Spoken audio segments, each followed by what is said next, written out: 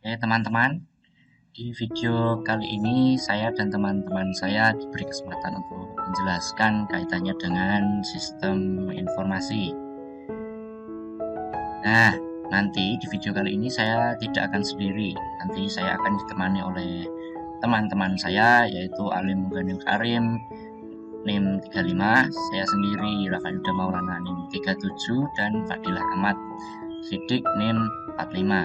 Di sini nanti kami akan menjelaskan tentang 3 sub pembahasan. Yang pertama nanti ada sistem, yang kedua sistem informasi, dan yang ketiga teknologi informasi. Nah, langsung saja kita menuju materi yang pertama, yaitu sistem. Kaitannya dengan sistem informasi, tentunya kita harus mengetahui apa itu sistem dulu. Sistem adalah kumpulan elemen-elemen yang saling terikat untuk mencapai suatu tujuan tertentu. Nah, istilah sistem itu sendiri kita sudah kenal dari waktu SD atau SMP. Contohkan di situ ada sistem pencernaan.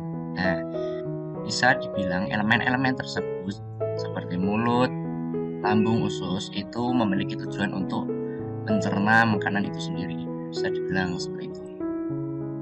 Lanjut, sistem, subsistem, dan supersistem. Apa yang disebut subsistem adalah unsur-unsur yang terdapat dalam sistem itu sendiri, dan supersistem adalah ruang lingkup sistem yang lebih besar atau lebih bersabang.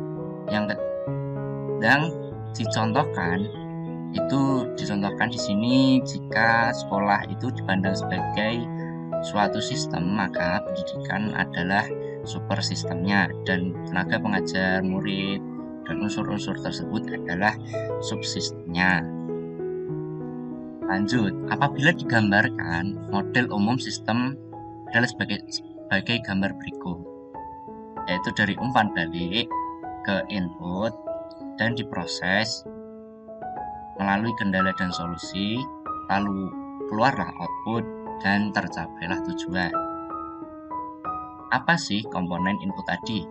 Komponen input merupakan bagian dari sistem yang bertugas untuk menerima dan memasukkan data. Yang pertama, maintenance input dan sinyal input. Yang kedua adalah proses. Komponen proses merupakan komponen dalam sistem yang melakukan pengolahan input untuk mendapat hasil atau tujuan yang diinginkan. Yang ketiga, output. Output adalah komponen hasil pengorganisasian dari suatu sistem. Jadi ini input lalu masuk ke proses, diproses di komponen tersebut, dan keluarlah output untuk selanjutnya ditemukanlah tujuan dari suatu sistem tersebut. Yang ketiga, komponen tujuan. Komponen tujuan adalah terdapatnya suatu tujuan yang jelas akan memberikan arah yang jelas pula dalam proses sistem. Nah, di sini apabila tujuan sistem itu jelas, maka sistem akan lebih lancar untuk mewujudkan tujuan tersebut. Komponen tujuan merupakan sasaran yang ingin dicapai oleh jalannya suatu sistem. Itu tujuan adalah capaian atau yang harus diselesaikan, misalnya ada masalah atau solusinya dari masalah tersebut. Tujuan ini bisa berupa tujuan usaha, kebutuhan sistem, pemecahan suatu masalah, dan sebagainya. Komponen kendala. Komponen kendala ini berisikan aturan atau data batas yang berlaku atas tujuan tersebut. Dan kemudian komponen kontrol adalah komponen pengawas dari pelaksanaan proses pencapaian tujuan. Jadi nanti dikontrol apakah sudah sampai berapa lama, seperti itu.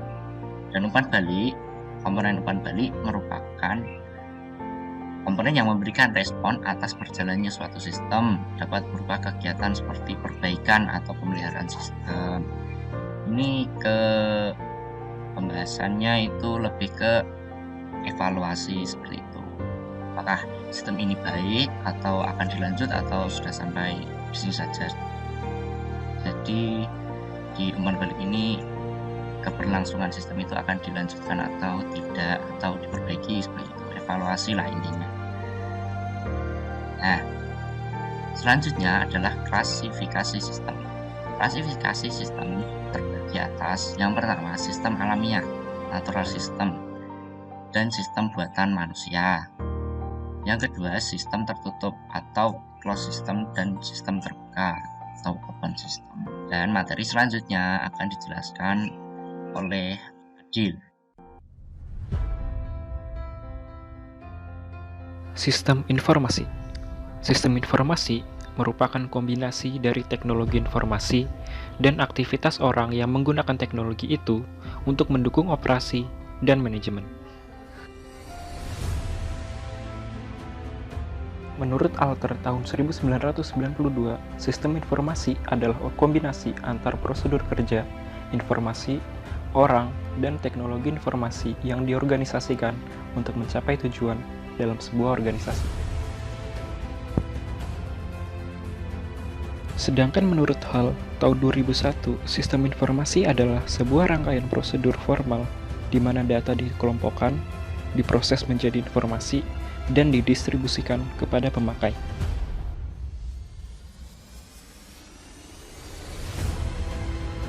Sistem informasi memiliki tujuan. Tujuan ini adalah yang dicoba untuk dilakukan oleh sistem. Untuk mencapai tujuan, diperlukan prosedur kerja. Prosedur kerja ini bisa dilakukan oleh orang yang memasukkan, memproses, dan menggunakan data. Datanya itu berupa informasi, baik data terformat, teks, gambar, suara, dan video. Dan dilakukan menggunakan teknologi informasi, yaitu perangkat keras dan perangkat lunak yang memproses data.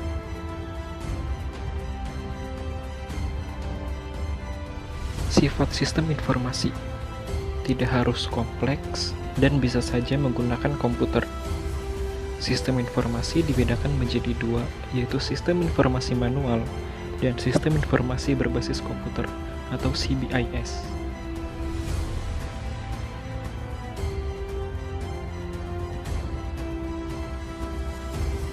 Komponen sistem informasi terdiri dari blok masukan atau input blok, blok keluaran atau output blok, blok model atau model blok, blok teknologi atau teknologi blok, blok basis data atau database blok, dan blok kendali atau control blok.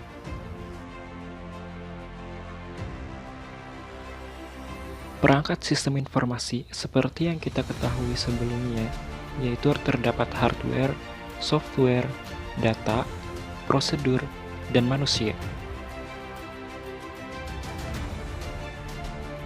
Selanjutnya, pengelola sistem informasi. Pengelola sistem informasi terorganisasi dalam suatu struktur manajemen.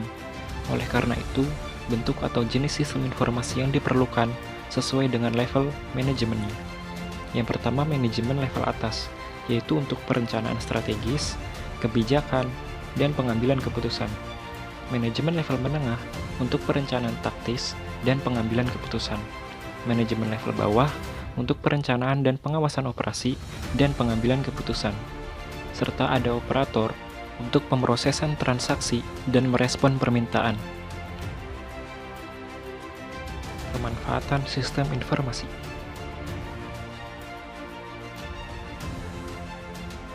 Sistem informasi dapat dimanfaatkan dalam berbagai macam hal, seperti sistem reservasi pesawat terbang, sistem untuk menangani penjualan kredit kendaraan bermotor, sistem berbasiskan kartu cerdas atau smart card, sistem yang dipasang pada tempat-tempat publik yang memungkinkan seseorang mendapatkan informasi seperti hotel, tempat wisata, pertokoan, dan lain-lain. Sistem layanan akademis berbasis web, sistem pertukaran data elektronis atau Electronic Data Interchange atau EDI, serta e-government atau sistem informasi layanan pemerintahan yang berbasis internet.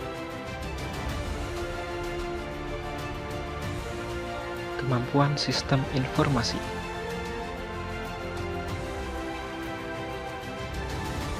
Kemampuan sistem informasi yaitu dapat melaksanakan komputasi numerik bervolume besar dengan kecepatan tinggi, menyediakan komunikasi dalam organisasi atau antar organisasi yang murah, akurat, dan cepat, menyimpan informasi dalam jumlah yang sangat besar dalam ruang yang kecil tetapi mudah diakses, memungkinkan pengaksesan informasi yang sangat banyak di seluruh dunia dengan cepat dan murah.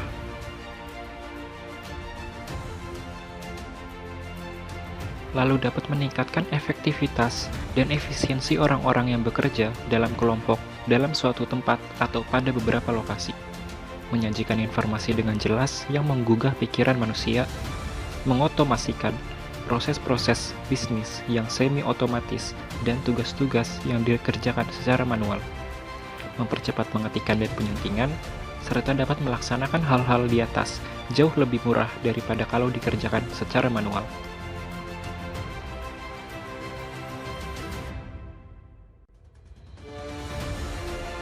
Faktor yang memengaruhi sistem informasi. Yang pertama, faktor metode kuantitatif yang digunakan. Metode kuantitatif merupakan alat bantu yang sangat penting bagi manajer dalam melaksanakan proses pengambilan keputusan. Yang kedua, ada faktor penggunaan komputer sebagai alat bantu, seperti sistem informasi berbasis komputer atau computer-based information processing. Yang ketiga, faktor sumber daya manusia, yaitu manusia sendiri sebagai penggerak utama dalam sebuah sistem. Peranan sistem informasi, yaitu berpartisipasi dalam pelaksanaan tugas-tugas otomasi, mengaitkan perencanaan, pengerjaan, dan pengendali dalam sebuah subsistem, mengkoordinasikan subsistem-subsistem, serta mengintegrasikan subsistem-subsistem. Hal itu dicetuskan oleh Alter tahun 1992. Pembahasan selanjutnya adalah mengenai teknologi informasi. Apa itu teknologi informasi? Menurut Kamus Oxford, TI adalah studi dalam pemanfaatan teknologi elektronika untuk mendistribusikan suatu informasi. Sedangkan menurut Alter, TI merupakan penggunaan hardware dan software dalam proses manipulasi data. Manipulasi data di sini dapat berupa kegiatan menangkap dan mentransmisikan data, menyimpan, mengambil, atau menampilkan data. Sedangkan menurut Martin, TI mencakup teknologi komputer dan teknologi komunikasi dalam pemrosesan suatu informasi. Dan Lucas berpendapat bahwa TI adalah bentuk segala teknologi yang diterapkan untuk memproses dan mengirimkan suatu informasi dalam bentuk elektronis. Selanjutnya adalah pengelompokan teknologi informasi. Teknologi informasi ini terbagi ke dalam 6 kelompok. Yang pertama adalah teknologi masukan. Teknologi masukan ini berupa perangkat yang dapat memberikan sinyal masukan kepada komputer. Contohnya adalah keyboard, mouse, joystick, scanner, mikrofon, CD-ROM, dan lainnya. Yang kedua adalah teknologi keluaran.